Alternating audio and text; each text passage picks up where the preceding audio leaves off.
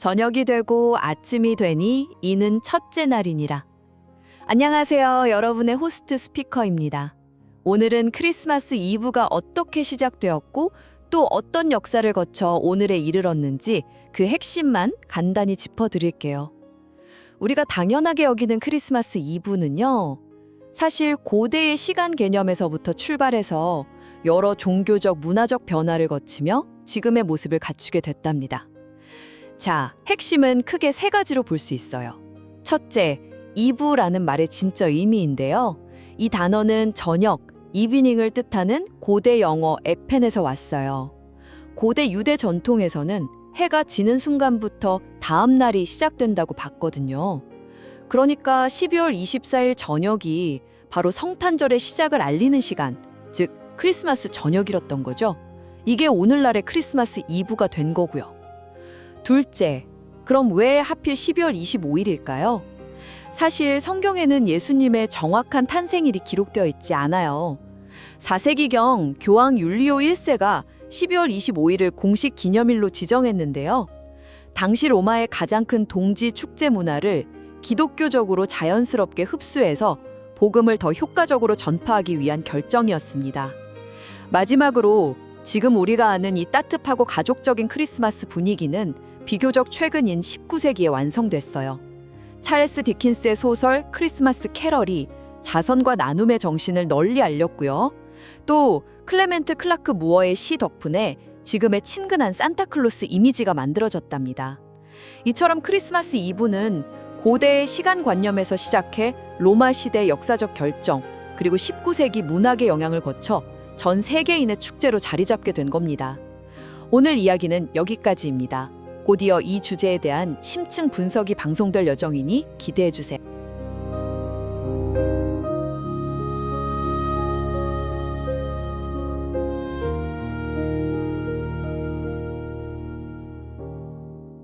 저녁이 되고 아침이 되니 이는 첫째 날이니라. 안녕하세요. 12월 24일 크리스마스 이브의 밤입니다. 이 시간만 되면 왠지 모르게 공기마저 좀 달라지는 것 같지 않나요? 네, 맞아요. 뭔가 좀 들뜨기도 하고 차분해지기도 하는 그런 묘한 분위기가 있죠. 그렇죠. 거리의 불빛도 그렇고 사람들 표정도 어딘가 좀 더 따뜻하고 설레는 것 같고요. 근데 문득 그게 궁금해지더라고요. 주인공은 분명 25일 크리스마스인데 왜 우리는 그 전날 밤인 이브에 이토록 마음이 설레고 특별한 의미를 두게 된 걸까요? 정말 좋은 질문이에요.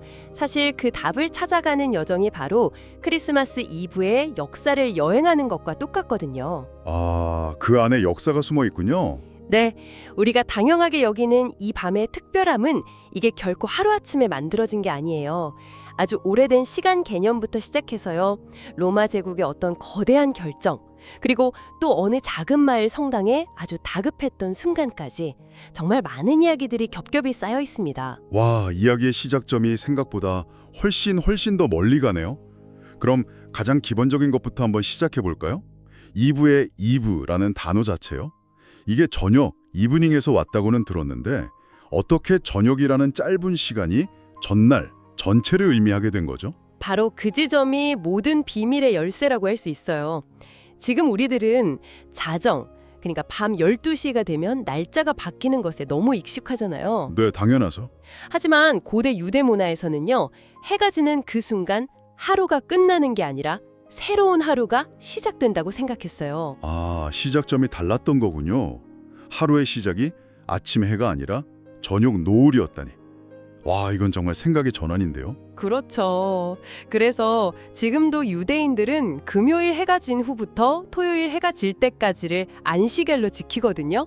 아, 맞아요. 들어본 것 같아요. 이 명절 전날 저녁을 히브리어로 에레브라고 부르는데요. 이게 바로 영어 이브와 같은 뿌리를 가진 말이에요. 저녁이 곧 하루의 시작이었던 셈이죠. 잠깐만요. 그러면 제가 처음에 읽었던 그 창세기 9절 저녁이 되고 아침이 되니라는 그 순서가 바로 그 증거였네요. 정확히 보셨어요. 빛이 생기고 어둠이 물러가는 아침이 아니라 어둠이 내리는 저녁부터 하루를 세기 시작했다는 거잖아요. 와, 지금 소름 돋았어요. 바로 그겁니다. 그런 관점에서 보면 12월 24일 저녁은 단순히 크리스마스를 기다리는 밤이 아니었던 거죠. 그럼 뭔가요? 크리스마스라는 축제가 공식적으로 시작되는 첫 시간인 셈이에요. 우리가 이 밤에 느끼는 설렘의 뿌리가 사실은 이렇게 깊고 오래된 전통 속에 있었던 겁니다. 축제의 서막이 아니라 이미 축제의 일막일장이 열린 순간이었다. 와, 이 개념 정말 흥미롭네요. 그렇죠. 그럼 그 축제의 날짜 12월 25일 자체도 처음부터 딱 정해져 있던 건 아니었다면서요. 성경 어디에도 예수님의 생일이 그날이라는 말은 없다고 하던데요. 맞습니다. 초기 기독교 공동체는 예수님의 탄생을 기념하긴 했지만 날짜를 딱 특정하지는 않았어요. 오히려 일부 학자들은 성경에 목자들이 들판에서 양을 치고 있었다 이런 묘사를 근거로요. 이스라엘의 그 추운 한겨울보다는 따뜻한 봄이었을 가능성을 제기하기도 해요. 아, 그럴 수도 있겠네요. 네. 12월 25일이 공식적인 기념일로 자리 잡게 된 건 훨씬 후인 4세기 로마 제국 시대의 일입니다. 4세기라면 콘스탄티누스 대제가 기독교를 공인하고 로마가 점차 기독교 국가로 변해가던 바로 그 격동기네요. 뭔가 좀 정치적인 배경이 있었던 걸까요? 아주 예리한 지적이세요. 당시 로마에는 12월 말에 아주 크고 중요한 축제가 집중돼 있었어요. 농경신을 기리는 사투르날리아 축제도 있었고요. 그 중에서도 하이라이트는 12월 25일, 바로 무적의 태양신 탄생일이었습니다. 무적의 태양신이요. 이름부터가 뭔가 대단한데요. 그게 어떤 날이었죠? 일란 중에 밤이 가장 길어지는 동지를 기점으로 다시 해가 길어지기 시작하잖아요. 네, 그렇죠. 고대 로마인들은 이걸 어둠에 대한 빛의 승리, 다시 말해 태양의 부활로 보고 정말 성대하게 기념했어요. 제국 전역에서 가장 큰 축제일 중 하나였던 거죠. 아, 잠깐만요. 그럼 기존에 있던 로마 최대의 축제일에 예수님의 탄생일을 그대로 뭐랄까 덮어 씌웠다는 건가요? 이건 좀 너무 노골적인 전략 아닌가요? 그렇게 볼 수도 있죠. 당시에 로마인들이 아니 우리 축제를 빼앗아 간다 이러면서 반발하진 않았을까요? 좋은 질문이에요. 실제로 그런 반발도 있었을 수 있죠. 하지만 교회가 취한 전략의 핵심은 대체가 아니라 재해석에 있었어요. 재해석이요? 네.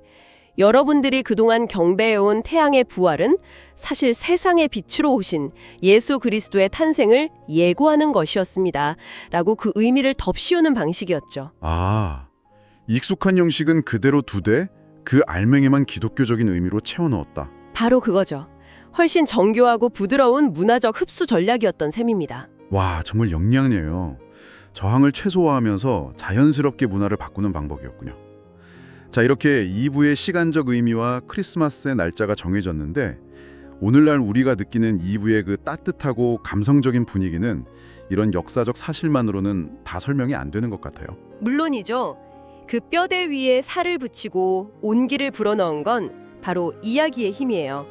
특히 음악과 문학이 아주 결정적인 역할을 했습니다. 크리스마스 이브 하면 자동으로 떠오르는 노래가 있잖아요. 고요한 밤, 거룩한 밤이죠. 아, 이 노래를 들으면 왠지 모르게 마음이 차분해지고 좀 경건해지는 그런 기분이 들어요. 그렇죠. 이 노래가 바로 크리스마스 이브에 탄생했다는 거 알고 계셨어요? 네, 그 이야기는 정말 유명하죠. 1818년 12월 24일 오스트리아의 작은 산골 마을에서요. 맞아요. 오베른도르프. 성 니콜라우스 성당의 젊은 보좌 신부였던 요제프 모어가 쓴 시에 근처 학교 선생님이자 성당 오르간 연주자였던 프란츠 그루버가 곡을 붙였는데요. 탄생 비화가 정말 영화 같아요. 어떤 이야기인가요? 하필이면 크리스마스 이브 미사를 바로 코앞에 두고 성당의 자랑이었던 파이프 오르간이 고장나버린 거예요. 아니, 2부 당일에요? 네, 바로 그날이에요. 뭐 쥐가 오르간의 가죽주름 상자를 갉아먹은 것 같다고 추측하더라고요. 아, 정말 난감했겠네요. 웅장한 오르간 연주 없이 미사를 드려야 하니까요. 그렇죠. 완전히 절체절명의 상황에서 모어 신부가 문득 2년 전에 자기가 써뒀던 시 한 편을 떠올려요. 아, 그 시가 바로 고요한 밤, 거룩한 밤의 가사가 된 거군요. 맞습니다. 그는 부랴부랴 그루버를 찾아가서 이 시에 맞는 곡을 좀 급하게 만들어달라고 부탁을 해요. 그런데 놀랍게도 그루버가 불과 몇 시간 만에 이 아름답고 단순한 멜로디를 완성해낸 거죠. 몇 시간 만에요? 대단하네요. 네. 그날 밤 미사에서 두 사람은 그 웅장한 오르간 대신에 모어 신부의 낡은 기타 한 대로 반주를 하면서 이 노래를 처음 불렀다고 합니다. 세상에, 가장 성스러운 밤을 앞두고 닥친 최악의 위기가 오히려 역사상 가장 사랑받는 캐롤을 탄생시킨 계기가 된 거네요. 네, 그쵸. 웅장한 파이프 오르간 소리 대신 조용한 기타 선율과 두 사람의 목소리만 울려 퍼지는 성당의 모습을 상상하니까 와, 정말 감동적인데요. 어쩌면 고장난 오르간이 준 선물인 셈이죠. 그 고요함과 간절함이 노래에 그대로 녹아들었기 때문에 지금까지도 우리 마음을 울리는 것 같아요. 그러네요. 그리고 2부의 밤을 완성한 또 다른 주인공이 있죠. 아, 산타클로스. 맞아요. 술록이 끄는 썰매를 타고 굴뚝으로 들어와 선물은 놓고 가는 그 유쾌한 할아버지. 이 이미지는 어디서 시작된 건가요? 오늘날 우리가 아는 산타의 구체적인 모습은요, 거의 한 편의 시에서 비롯됐다고 해도 과언이 아니에요. 1823년에 익명으로 발표된 성 니콜라우스의 방문이라는 시인데요. 아, 들어본 것 같아요. 아마 첫 구절은 더 익숙하실 거예요. 크리스마스 전날 밤이었지? Twas the night before Christmas. 아하, 그 유명한 시군요. 그 시가 그렇게까지 큰 영향을 미쳤나요? 네, 정말 절대적이었어요. 그 시가 나오기 전까지 성 니콜라우스에 대한 이미지는 지역마다 다 제각각이었어요. 어떤 곳에서는 엄격한 주교의 모습이기도 했고 때론 마른 체형의 학자 같기도 했죠. 통일된 이미지가 없었군요. 그렇죠. 그런데 이 시가 통통하고 유쾌한 요정 같은 모습, 하늘을 나는 8마리 술록의 이름, 선물꾸러미, 또 굴뚝을 드나드는 방법까지 아주 생생하고 매력적으로 묘사를 한 거예요. 일종의 표준화된 이미지를 딱 제시한 거군요. 바로 그거예요.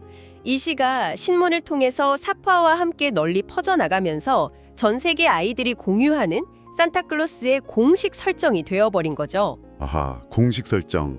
재밌는 표현이네요. 그리고 가장 중요한 건 이 시가 산타가 활동하는 시간을 크리스마스 이브로 확실하게 못 박았다는 점이에요. 그러고 보니 이 시 작가 논란도 있지 않나요? 오랫동안 클레멘트 클라크 무어라는 신학 교수가 자녀들을 위해 쓴 시로 알려졌었는데 최근에는 다른 사람이 진짜 작가라는 주장도 나온다고요? 맞아요. 헨리 리빙스턴 주니어라는 시인이 원작자라는 주장이 힘을 얻으면서 지금도 문체 분석까지 동원해가면서 논쟁이 계속되고 있어요. 흥미롭네요. 누가 썼든 간에 이 시 한 편이 크리스마스 이브를 기다림과 기적의 시간으로 만든 결정적인 역할을 했다는 건 분명하죠. 음악과 문학이 이브의 밤에 이런 감성적인 색채를 입혔다면 역사 속에서는 이 밤의 의미를 전혀 다른 차원으로 끌어올린 아주 극적인 순간도 있었죠. 가장 비극적인 장소, 바로 전쟁터에서요. 네, 제1차 세계대전 중이던 1914년에 크리스마스 정전 말씀이시군요. 맞습니다. 인류 역사상 가장 기적 같고 또 어떻게 보면 가장 슬픈 크리스마스 이브 이야기가 아닌가 싶어요. 서부전선의 그 지옥 같은 참호 속에서 서로 대치하던 영국군과 독일군 사이에서 벌어진 일이었죠. 어떻게 그런 일이 가능했을까요? 어제까지 서로에게 총을 겨누던 사람들이었는데 말이에요. 기록을 종합해보면요.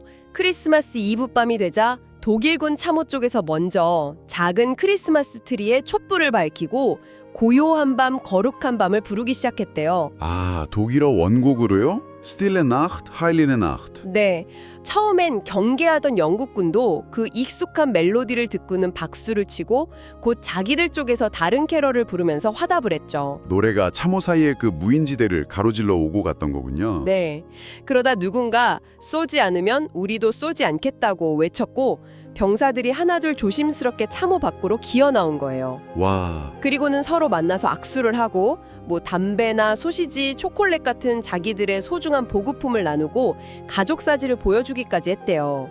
심지어 그 얼어붙은 땅에서 축구 경기를 했다는 기록도 남아 있고요. 상상이 잘 안 가네요. 어제까지 서로를 죽이려던 사람들이 무인지대에서 만나서 축구를 했다니.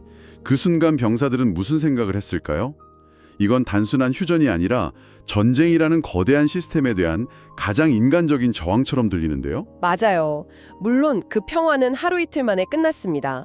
상부의 불호령이 떨어졌고 병자들은 다시 서로에게 총을 겨눠야 했죠. 아, 결국은 하지만 그 짧은 순간, 적이기 이전에 같은 인간으로서 교감했던 그 기억은 크리스마스 이브라는 시간이 가진 평화의 힘을 보여주는 가장 강력하고 상징적인 사건으로 역사에 남게 되었습니다. 정말 그렇네요. 이렇게 고대의 시간관부터 시작해서 로마 제국의 정치, 작은 마을의 노래, 동심을 자극한 시, 그리고 전쟁터의 기적까지 정말 다양한 이야기들이 켜켜이 쌓여서 지금의 크리스마스 이브를 만들었군요. 네, 그렇죠. 이 핵심적인 이야기들이 이브의 감성을 만들었다면 그 감성을 표현하는 방식은 문화권마다 조금씩 다르겠어요. 바로 그렇습니다. 예를 들어 아이슬란드에서는요. 크리스마스 이브가 되기 13일 전부터 율라드라는 13명의 장난꾸러기 요정들이 매일 밤 한 명씩 찾아와요. 13명이나요? 네, 창가에 놓아둔 신발에 선물을 넣어준다고 해요. 착한 아이에겐 작은 선물을, 말썽 피운 아이에겐 썩은 감자를요. 하하, 썩은 감자라니 재밌네요. 13일 동안 매일 선물을 기다리는 재미가 있겠어요. 그렇죠. 반면에 어떤 문화권에서는 이 날짜가 전혀 다른 의미로 쓰이기도 해요. 가령 북한에서는 12월 24일을 김정일의 생모인 김정숙의 생일로 기념하거든요. 저희는 뭐 특정 관점을 지지하는 것이 아니라 자료에 있는 그대로를 전달해 드리는 겁니다. 아, 그런 경우도 있군요. 네. 이처럼 이브라는 시간은 각 사회가 중요하게 여기는 가치관을 비추는 거울이 되기도 합니다. 자, 이렇게 이야기를 쭉 따라와 보니까 이제야 알겠습니다. 크리스마스 이브가 왜 이렇게 특별한지요. 단순히 축제 전날이라서가 아니라 그 자체가 하루의 시작을 알리는 경건한 시간이었고 우연과 기적이 만들어낸 아름다운 이야기들이 태어난 무대였으며 심지어 전쟁의 총성마저 멈추게 했던 평화의 상징이었기 때문이었네요. 맞아요.